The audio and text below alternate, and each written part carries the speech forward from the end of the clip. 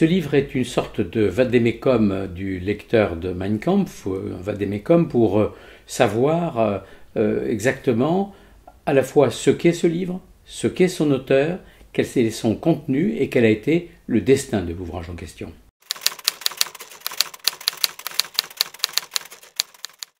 Il se trouve que depuis janvier 2016, le livre en question est tombé dans le domaine public. À la mort du dictateur, la volonté des Américains a été que ce soit l'État de Bavière qui hérite des droits à tout point de vue, droits économiques et droits moraux. Le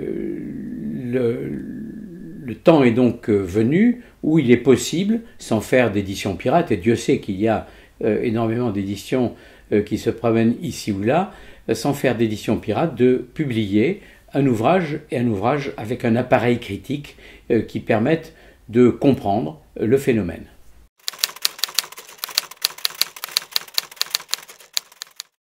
Le livre de Hitler tel qu'il apparaît dans cette présentation, qui est une présentation thématique, est un ouvrage qui est